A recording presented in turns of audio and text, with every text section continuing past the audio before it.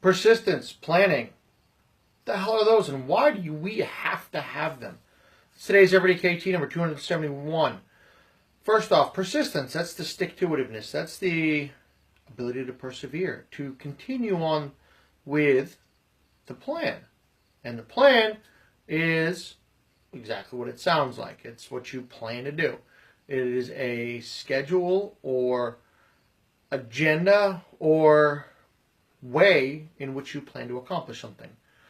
So if you have both persistence and planning, you can get anything you want done in a perfect world. That being said, persistence and planning can also be your undoing.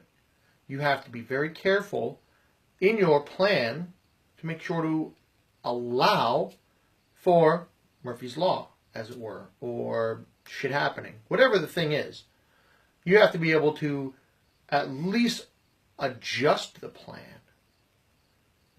so that you can continue to persist, as it were.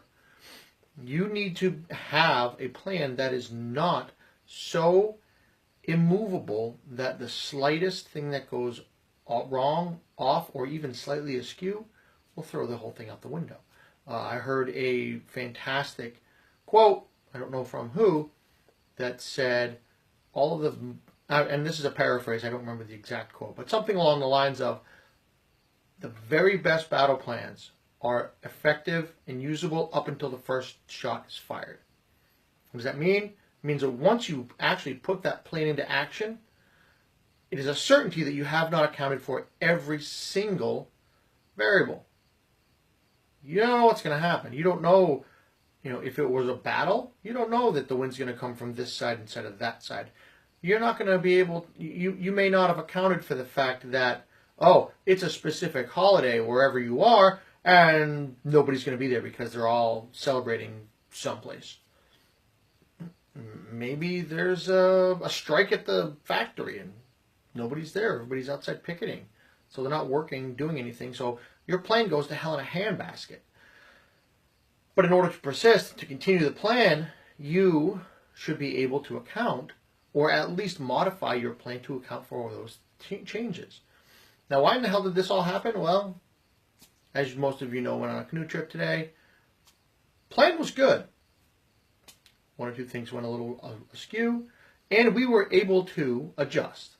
That's what scouts do. They, doesn't matter what you throw at them, they'll figure it out. And that's what we did. It wound up being a successful event. Everybody got home happy, tired, wore out. I know I'm exhausted. I'm going to go to bed here in a little bit. And better for it, because learning to persist and adapt to problems as they're presented to you is one of the most important things that you can learn ever on this planet, or in life, or however other way you want to measure it. The ability to take a plan, execute it, and understand that the odds of some portion of that plan going sideways is pretty high. Regardless of how well you plan, you have the oh shit factor. You have Murphy's Law, you have whatever you want to call it. It just does happen. I mean, think about wearing a kilt. You plan to wear a kilt every day for the next 6 days. What you didn't know about was the freak snowstorm 4 days from now. You have a sport kilt. What do?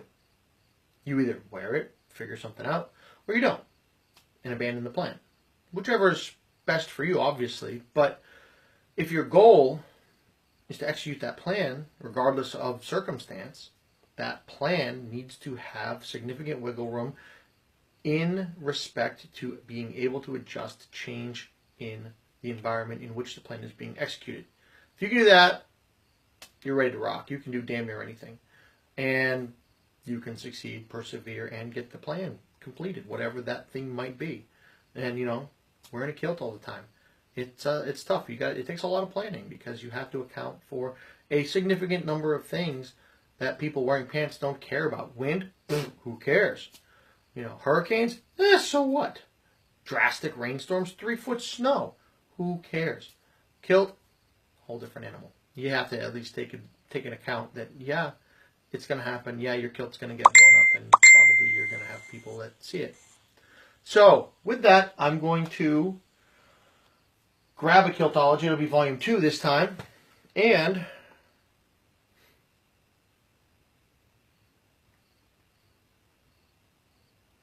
go with this one. Everyday KT, or Kiltology number 312. It's on Amazon. Competition. In any competition, do not underestimate the calm Kilty. His presence alone will give him an advantage over the bifurcated.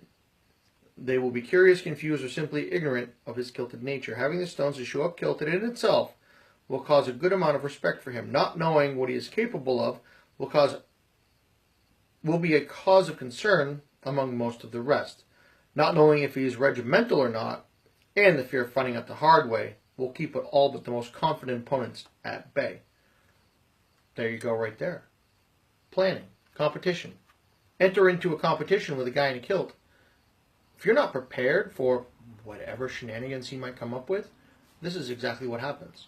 You're just going to lose because you haven't planned and you have not created an environment in which your plan can change based on whatever's going on. Guy in a kilt showing up, for instance. And with that, I'll let you go. It's Sunday. Tomorrow's Monday. I need to get some rest because I've been canoeing for 2 days straight, and I'm beat. And tomorrow's Monday, so get the coffee ready, get ready to go, kick some ass this week. I'm going to try to get some more of my my morning motivation type stuff. Try to get some of that rolling. I got some really awesome pictures from the canoe trip. I'll see if I can't work some magic with those. And I'll see you tomorrow. And as always, be strong. Put a kilt on.